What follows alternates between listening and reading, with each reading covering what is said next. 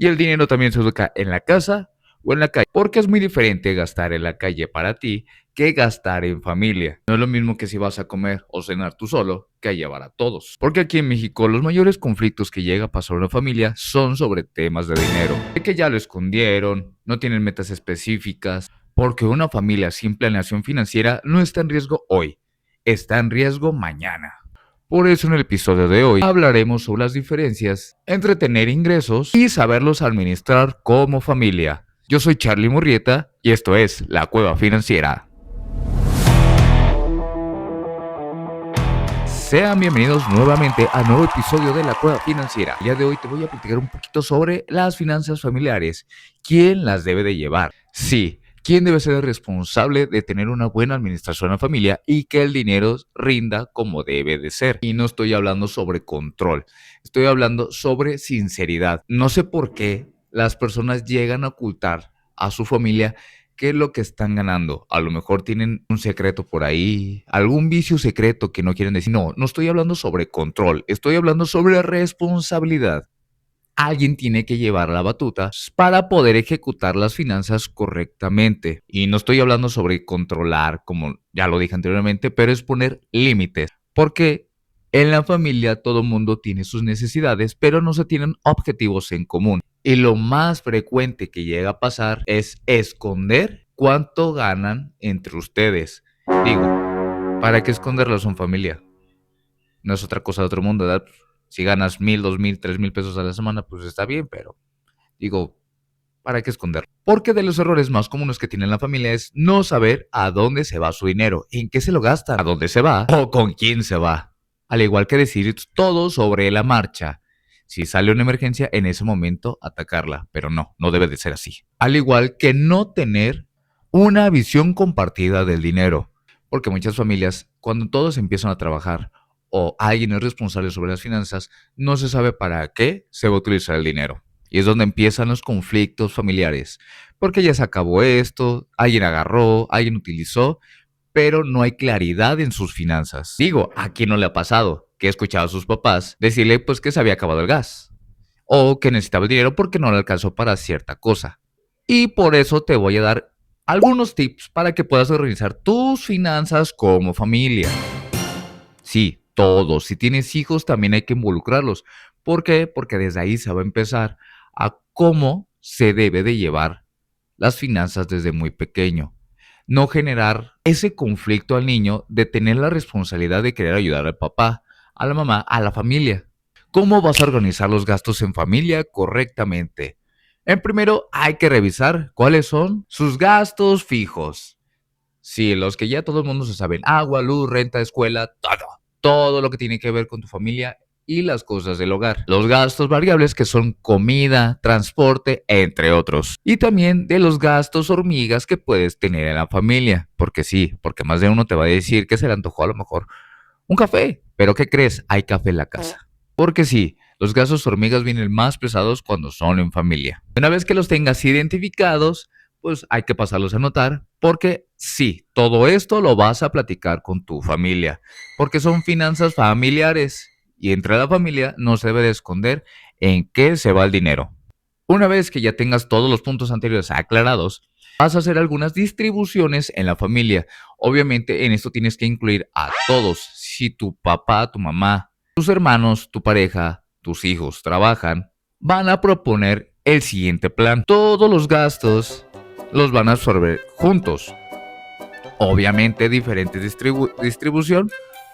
Para eso necesitas saber cuánto se genera las ganancias totales en familia. ¿Cómo se saca esto?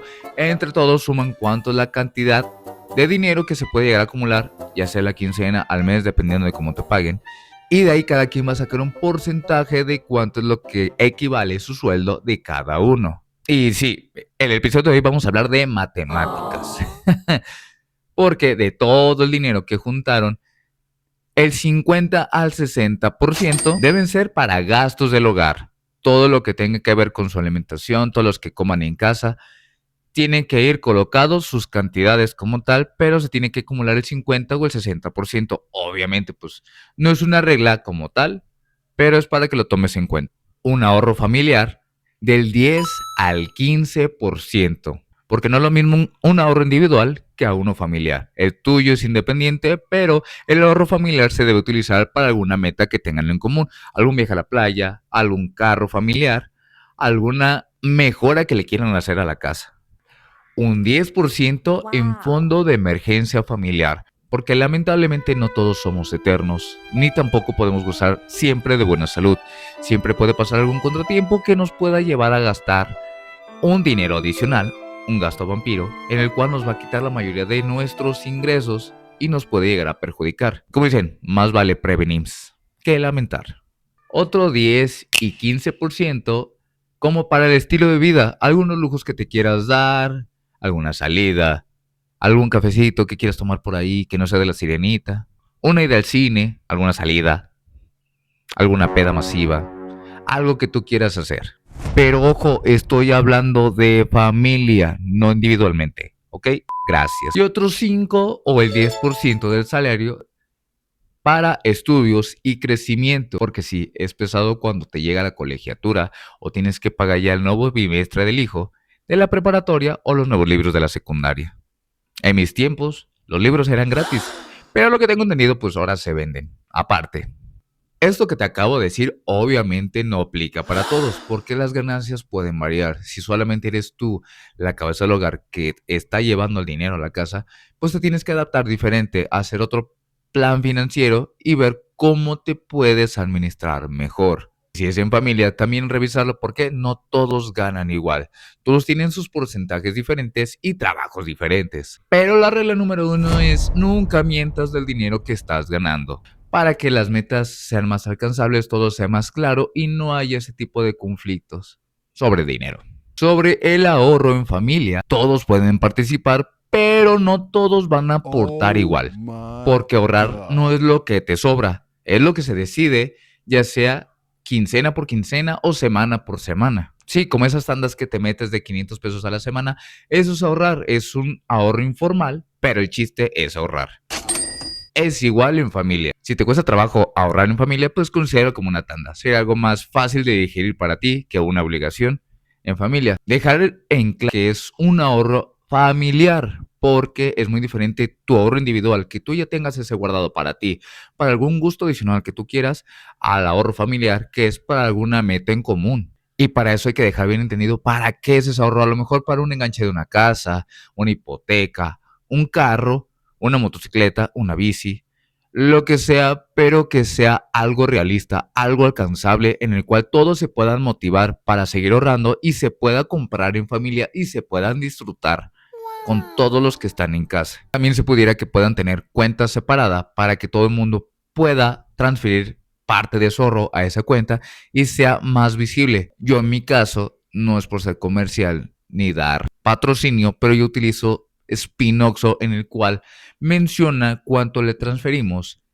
por persona y se va acumulando. Cualquier transacción que se hace es visible en ese momento y no necesita descargar como algún formato adicional para ver todo el histórico. Es en la misma app, te da esa información, lo cual es, los ahorros pueden ser más visibles y más fácil de ver quién está aportando. Oxo, si estás viendo esto, patrocíname. Yo para todo busco patrocinadores.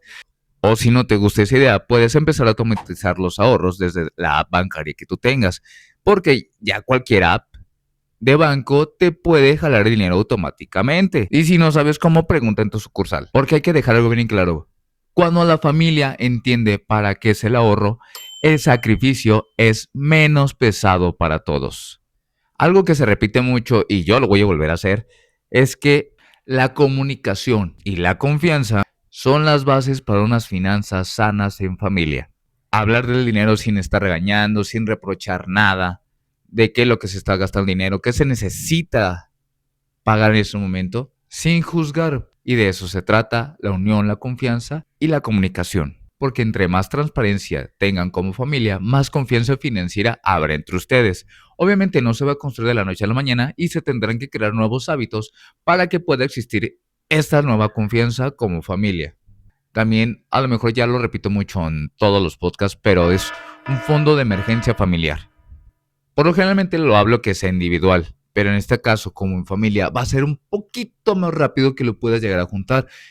que como les digo en mis episodios anteriores, que si no los has escuchado, te invito a que te pases a escucharlos, que son de 3 a 6 meses de salario. Si tú a lo mejor estás solo, te va a costar más tiempo, pero en familia es un poquito más alcanzable, ya dependiendo de cuánto estén presupuestando ustedes. Si a lo mejor ya analizaron sus finanzas y ven que su gasto promedio mensual son 20,000, 10,000 pesos, que creo que eso está muy abajo, sería multiplicarlo únicamente si es por quincena por 6, si es por mes por 3. ¿Para qué? Para que ya tengan un estimado de cuánto tiene que ser un fondo de emergencia, por si a lo mejor alguien se queda desempleado, pasa un accidente, pasó alguna enfermedad que no se tenía previsto, entonces no lo vayan a sentir tan pesado ese gasto. Y si lo van a empezar a hacer, por favor no lo escondas debajo de la cama. A lo mejor algún fondo donde tú lo puedas empezar a invertir, ya que el dinero va a ser un poquito más difícil de tocar para ti. Vas a ayudar a que el dinero no se quede parado, evites que tu dinero pierda su valor y pueda llegar a crecer junto con la inflación. De los errores más comunes que puedes llegar a hacer con este dinero de fondo de emergencia es utilizarlo para vacaciones.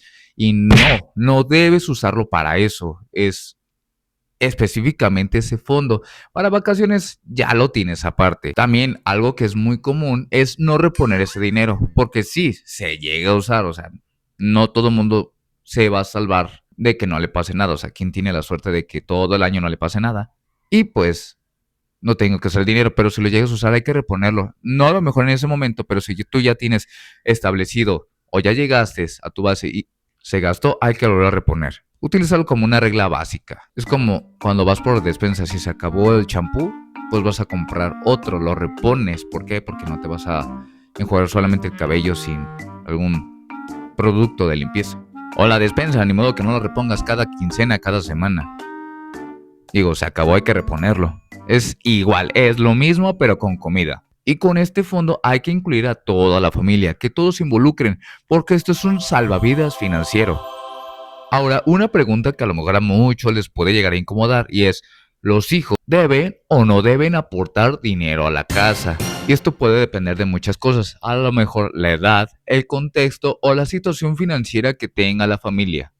Porque hay que saber diferenciar entre aportar por necesidad o educación financiera. Pero si me llegas a preguntar a mí, mi punto de vista es sí, pero dependiendo a qué edad.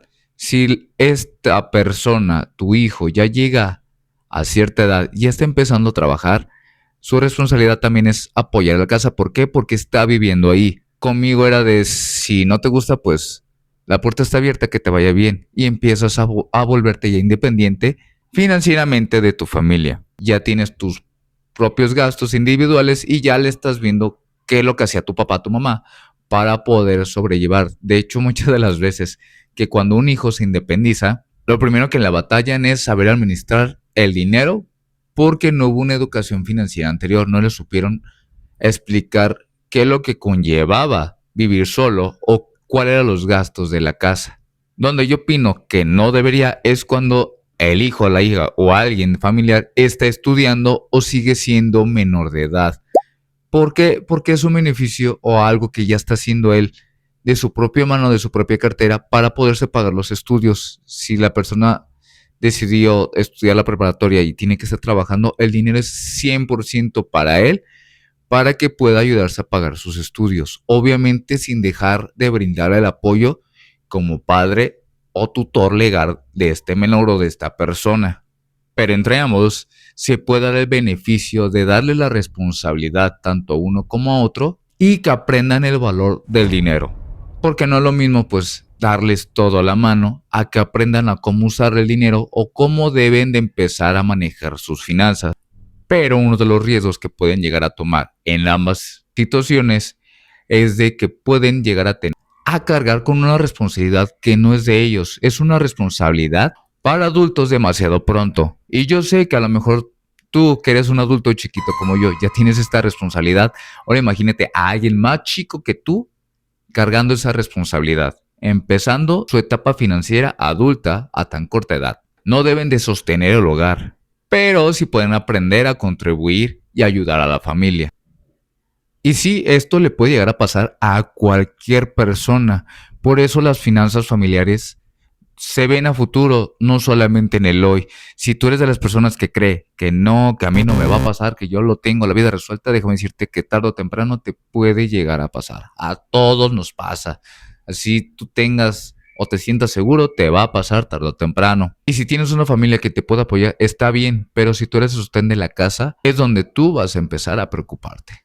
Y si ya dependiendo de la edad que tengas, que me estés escuchando, vas a entender esta situación. A lo mejor tú dices, pues yo estoy joven, estoy chavo, voy empezando mi vida. Sí, disfrútala, pero ten en cuenta que a lo mejor tu yo de futuro se va a preocupar más y le va a costar más trabajo salir a lo mejor de ese hoyo en el que se encuentra como familia o con familia, dependiendo de cómo te veas. Porque las finanzas familiares no se improvisan, se idealizan.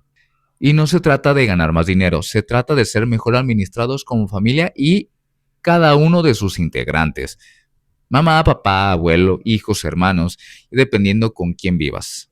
Porque una familia unida financieramente toma mejores decisiones hoy y vive con menos miedo mañana. Y esto es todo por el episodio de hoy.